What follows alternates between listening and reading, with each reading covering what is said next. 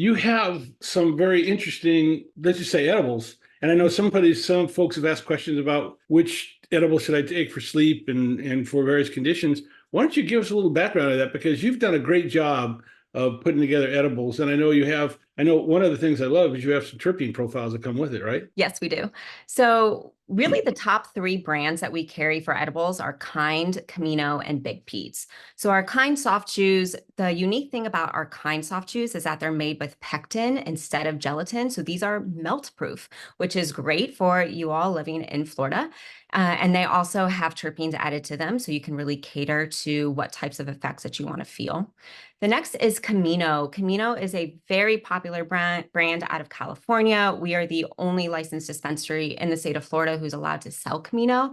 Camino is a very higher end product. They actually come in 5 milligram edibles, so you can better control your dose, but they come in 20 in a pack instead of 10. So full pack is the same as Kind, where you get the 100 milligrams of THC per your whole pack, but you can better dose with the Camino, and they're also very delicious. And then Big Pete's cookies, they are chocolate chip cookies. They taste like chocolate chip cookies, but they are the more indulgent type of edible that we have. We also Wow. have other ingestible routes, of course, as we have capsules, which just going through the Q&A questions beforehand, we're going to talk a lot about capsules during the Q&A, but then also tinctures. Tinctures are a great, easy option. Our Levia tinctures are meant to act more like drink drops, where you can add them to your drink of choice. They're flavorless. And then the Kind tinctures, which are not water soluble, you just take directly, and they come in 3 different flavors. We have blueberry, mint, strawberry, and then there is an unflavored option. Great. Well, I think the fact that you have edibles with terpenes, I think, is important.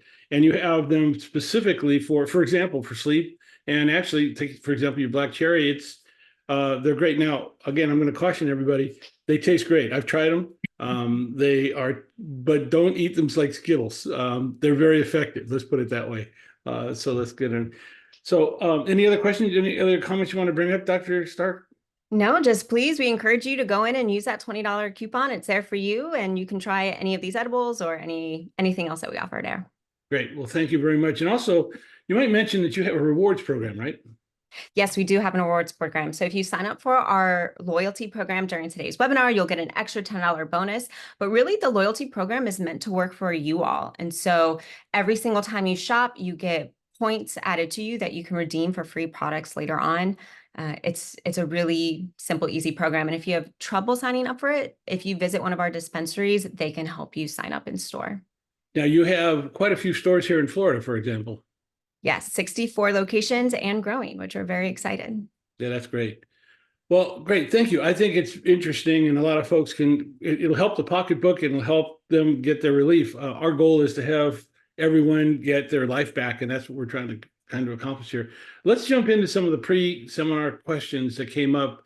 One of them is, why don't edibles work for me? I've never felt anything when I take in cannabis orally. That's interesting. You want to try that one out, Dr. Stark? Yeah, sure. So I feel like there are several factors to consider when using edibles. So I have my top 3 ones. So one is make sure you eat something, preferably something with fat like peanut butter, before taking the edible. This will help your body metabolize it more efficiently. 2, if you don't feel effects within 2 hours, it's recommended to increase your dosage slowly. And then 3, if you already have a higher tolerance, consider high milligram products such as our 30 milligram RSO capsules. Mhm. RSO capsules have high cannabinoids percentages and high terpene percentages. Again, to go to that entourage effect, RSO is really going to be the product, at least edible product, that you're going to look for to get the highest level of potency. Yeah, RSO is great, but again, you have to be careful. I consider it the Bacardi 151 of the cannabis world. It's great, but it also can be very strong. Yes. Um, I cool. would like to say that please look for the 10 milligram options before you go 30 milligrams options. Even Yes. if you're used to taking edibles that have 10 milligrams of THC, that it's made from distillate, if you're transferring to RSO that's a little bit more potent, cut back on the THC milligrams if Yeah. you can. And as we mentioned in the dosing slide, every person's body is different. So everyone will have just a different tolerance to cannabis. And so just be careful, because especially with edibles, the lag time between the time you take it and the time it actually takes effect it can be up to 2 hours. So just be cool. Let's put it that way. Next question. What are your thoughts about using RSO in a suite? Would a can of butter using RSO be reasonably safe? You want to try that one out, Dr. Stark? Yes, so RSO is safe to take orally. So RSO typically comes in concentrate syringes, capsules, and tinctures. You can take directly by orally consuming a small amount directly under your tongue, or you can add it directly onto food. You can use it to make can of butter, or you can even mix it in with your favorite lotion or balm and apply topically. So it is fairly effective. I know we mentioned when we were doing this presentation using RSO or using a syringe. A lot of those syringes are RSO, so highly recommended, and they are effective. Let's take a look at the next question. It says, what is the difference between RSO edibles and other edibles? Does it justify the price difference? As we mentioned, RSO is whole plant. Other edibles tend to be more have let's say less tinctures and potential cannabinoids. Your thoughts, Dr. Stark? Yeah, so I think both RSO and distillate edibles are good options. It comes down to preference, truly in my taste. So RSO is full spectrum oil, which means during the extraction process, RSO keeps the plant's original compounds, including the cannabinoids and terpenes. Distillate, on the other hand, is made to highlight usually just one cannabinoid, mainly THC or CBD, and the terpenes. So I would personally consider RSO as more potent, but that's largely because of the entourage effect that can Right. occur when the cannabinoids and terpenes work together. But many patients choose to go based off taste. So depending on the terpene profile, distillate is sometimes considered to have better flavors. It's also easier to mix flavors into distillate, which is why many fruit flavored vapes and edibles use distillate. Right. And RSO products give you the whole plant, which is why they cost more. I think it really depends on your pocketbook. It depends on your taste. And if I had a choice, I would go with an RSO edible. But again, I want to make sure I have the taste, the effects that I'm looking for with that particular product. So fine tune it for yourself. Next question is a really good one. Will edibles affect blood pressure? So I did some research when I first saw this question, and in 2023, the National Institute of Health published a medical study that was done on the association between cannabis use and blood pressure. So it was a decently sized study with over 91,000 participants, but ultimately the association between cannabis and blood pressure still remains inconsistent. So the scientists who conducted this study did claim, however, that they did see a decrease in blood pressure for both men and women in long-term cannabis users.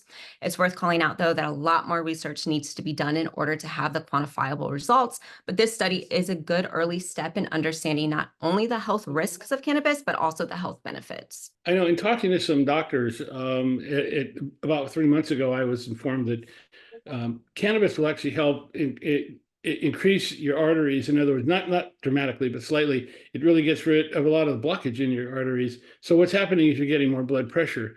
But as your body adjusts to that, your blood pressure will go down. So you may feel it initially, but you're actually going to be more relaxed. Your blood pressure will go down. I know I've measured my blood pressure while I'm taking cannabis, and it has gone down. I think it's interesting. I just kind of did an experiment on myself just to see what it look like.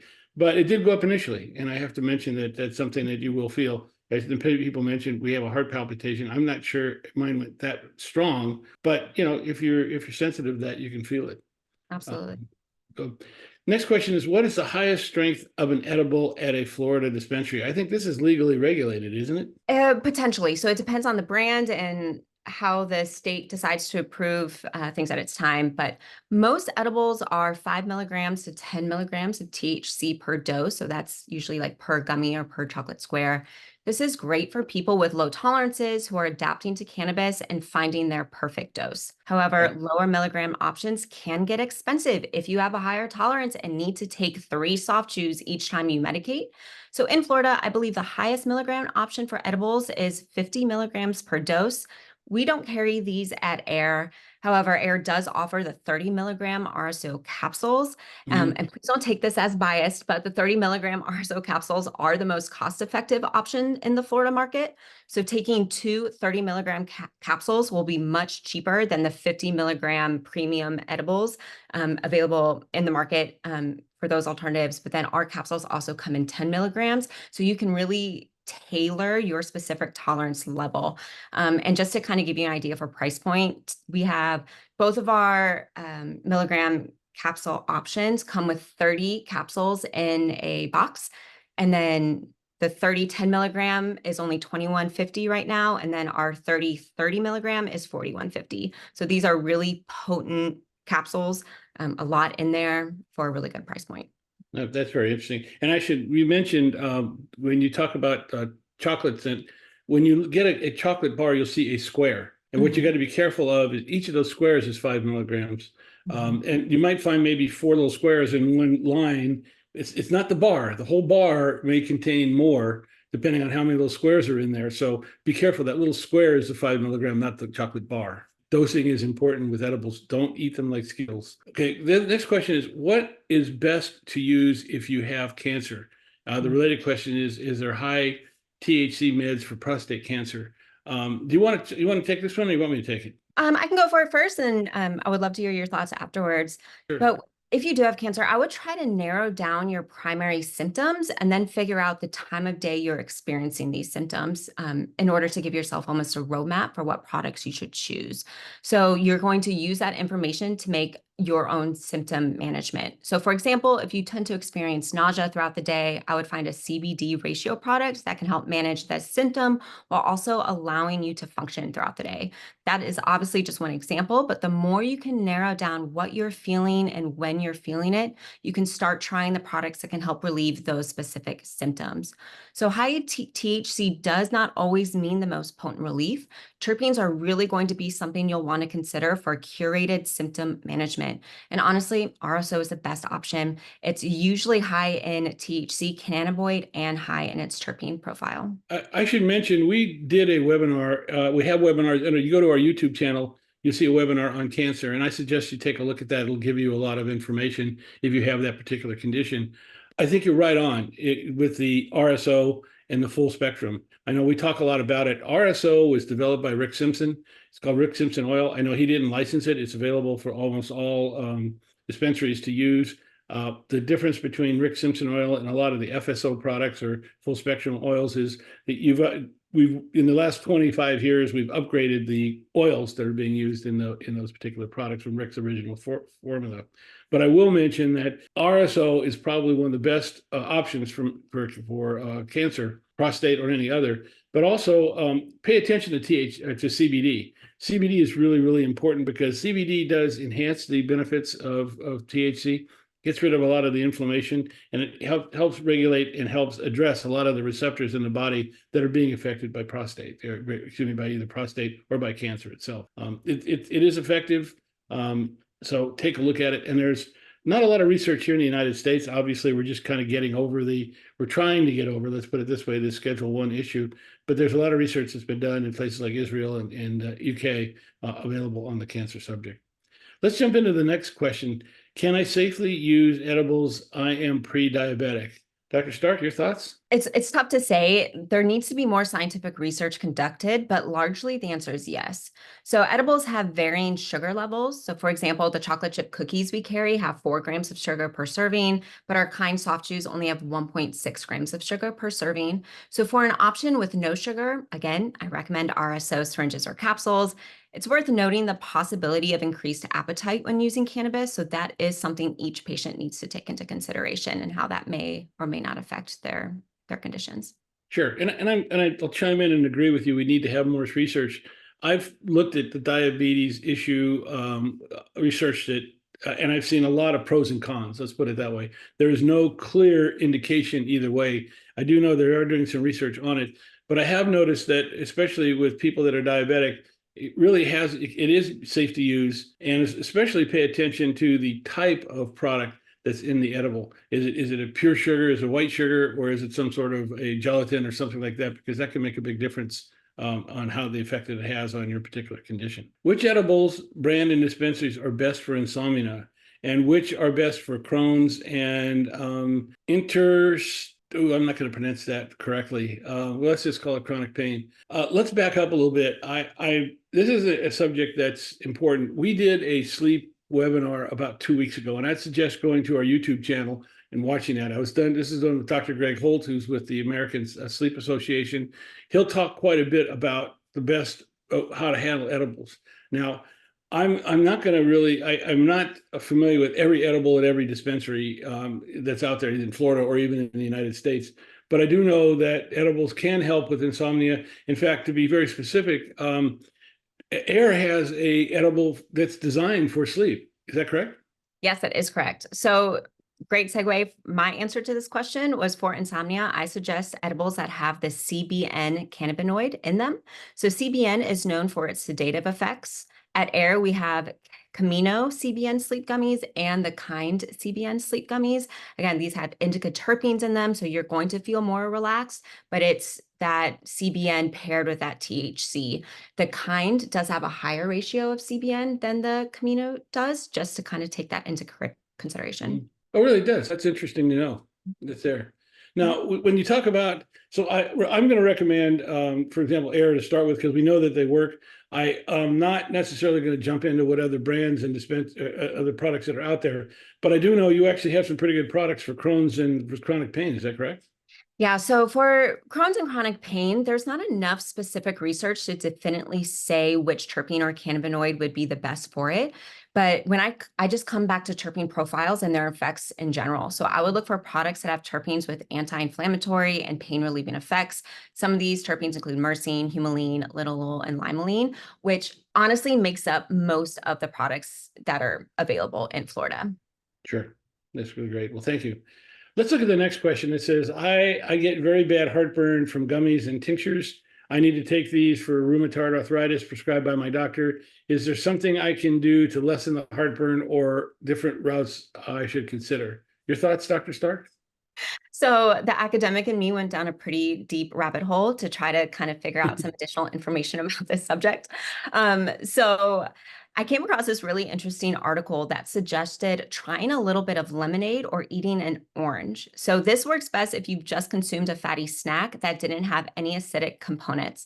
So by adding a small amount of citrus, it can stimulate your digestive system into producing the necessary bile salts in order to help reduce the burning sensation in the esophagus. Thought that was so interesting. I never heard of that before.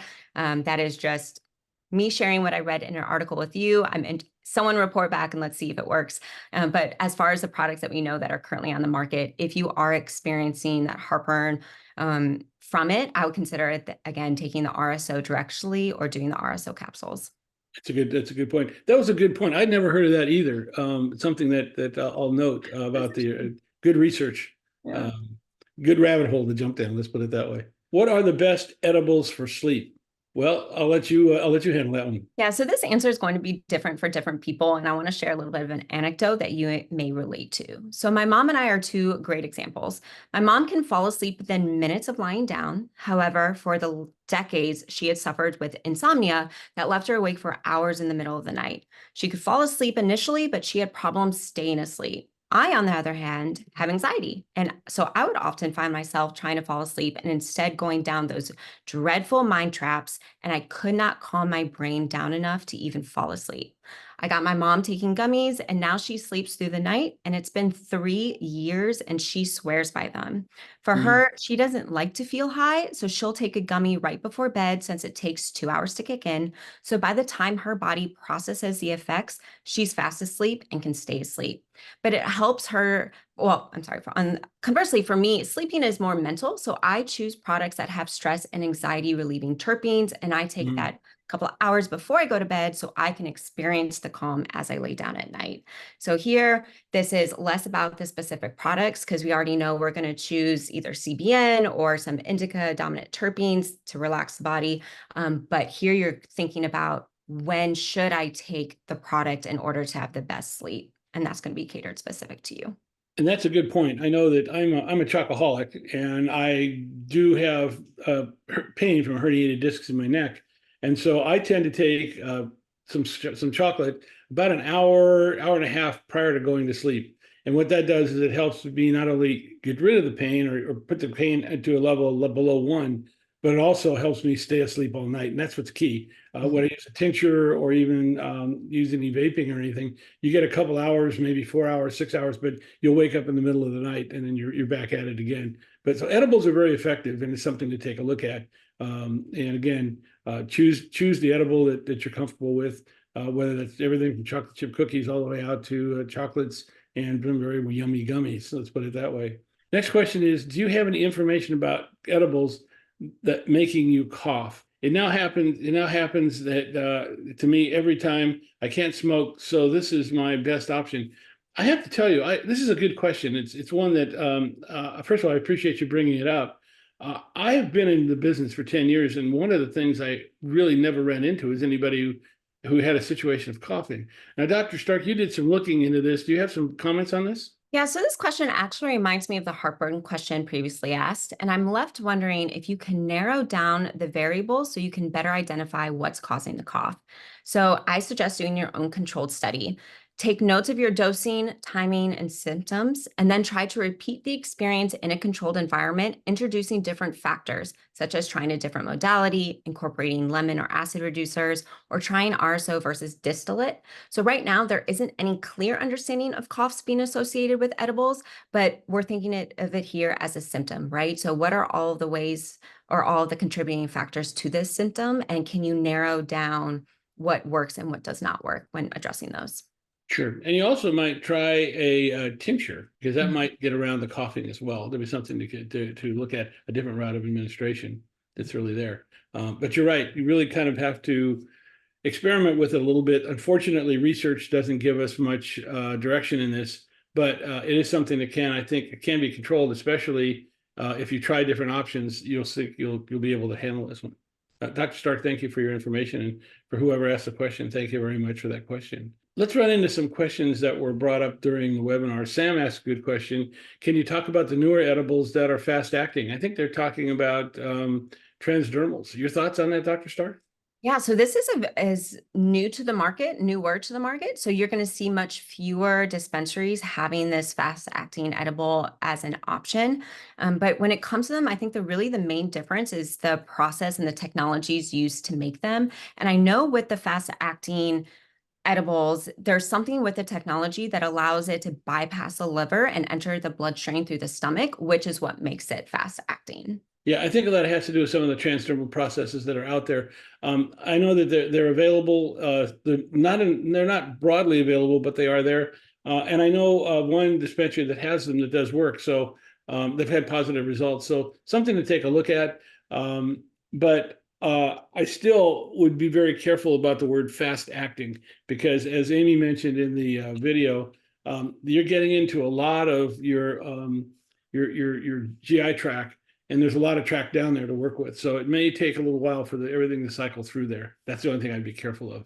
That's with that. But they tend to be fairly effective. Next question is, when using flour to make edibles, can you burn out the THC if the heat is too high? I think the answer is yes. Your thoughts, Dr. Stark?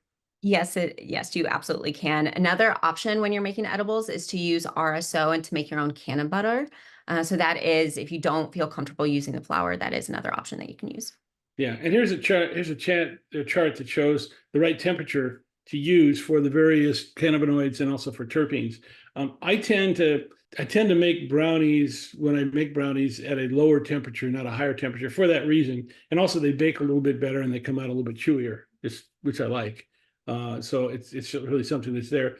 But we'll include this chart as part of the follow-up when you get an email from us. You'll find that information in there, and it's very, very helpful to take a look at, again, the terpenes and the cannabinoids. It can be helped based on the temperature that's there. And notice you're going up to 400 degrees, which I don't think you want to bake your brownies more than that, but we'll find out. Let's jump into the next question. Which edible product name should I ask for that would have the terpenes best for sleep and for pain and for inflammation? I think you brought up some of those, your sleep edible, is that correct? Yes. So I think to make it just easiest to understand for new users, when you're going into dispensary, you don't know what to ask for, look for indica or ask for indica options. And indica is spelled INDICA.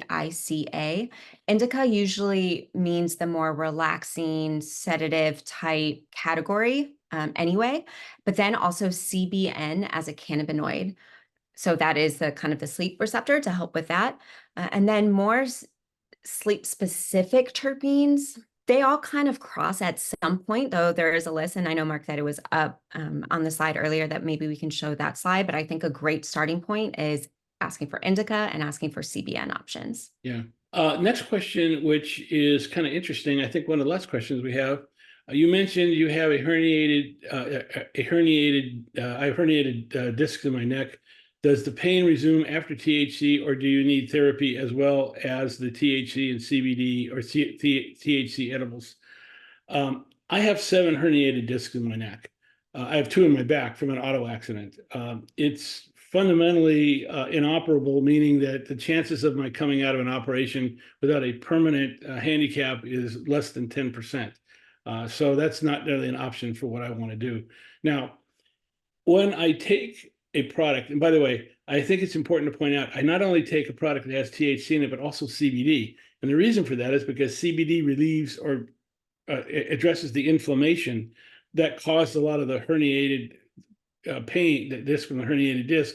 And so a combination of CBD and THC is what I take. At first, I started with a high THC to CBD ratio. Then I kind of learned that I kind of back that down. I probably go to a 1 to 4, meaning 1 CBD to 4 THC. I tend to stay in that particular range for that particular product. And the answer is that if, depending on the route of administration, if I'm taking for example, a tincture oil, which I take in the morning, after about 4 hours, I have to take tincture oil again because it'll come back. If I'm taking a vape pen, it'll usually last about an hour to 2 hours. And the chocolates are great because they last about 8 hours, at least for me. And this is my own body style that's there. Now, when you ask about therapy, I pursued a lot of therapy because I obviously wanted to. I had very limited motion and mobility, and I really wanted to get my life back. I pursued a lot of therapy options, and in most of the cases, because of the severity of the injury, we really backed off of doing a lot of therapy just to be very careful. I know that chiropractors had a lot of options about doing things, but it's just a sensitive area that's there. What I ended up doing was something that's really crazy. I talked to some friends of mine who had some issues. I got into Tai Chi, and I'm into a version of Tai Chi that is what I call the practitioner's version. They have a program that has helped me address every joint in my body to really be able to get my mobility back and to really work on my mobility. Now, I've been doing this for over 3 years. Yes, therapy would help. In my condition, it's so severe, I kind of backed off of that. Be careful with therapy because your neck is very sensitive. There's a lot of things going on there, and it could be a problem. Dr. Stark, do you have any comments on this? Yeah, so I want to kind of come back to almost like the legal statement about what we're allowed to say about cannabis is Mhm. that it's technically not considered a treatment option. So Right. it's not going to cure anything, or at least as of right now, as we're talking about it, cannabis is not considered like a cure or treatment for a disease, but it's more symptom management. And so that's how I approach cannabis and how I choose it throughout the day is how can it help alleviate these symptoms that I'm experiencing? And then, of course, pairing it with good life practices, balanced diet, exercise, therapy, um, for whatever kind of physical needs, I think cannabis is a wonderful, wonderful addition to add to your regimen. Right. And I know that right now we're under this veil of a Schedule I drug here in the United States legally, hence why you're making the legal statement that's out there. The proposals that are being put forward to change the scheduling of cannabis to Schedule III, the words that they're actually using is cannabis is medicine. And so that's very, very interesting that they're actually taking that approach. And hopefully when we finally get it rescheduled, we'll be able to talk about it as medicine. I will also point out that I'm going to be doing a short video in our YouTube library on cannabis as medicine that you may want to take a look at. I think it's something that you'll find very, very interesting. So in fact, I think it's out there now. We posted it a couple of days ago. You might want to take a look at that. So Dr. Stark, I think we've answered most of the questions.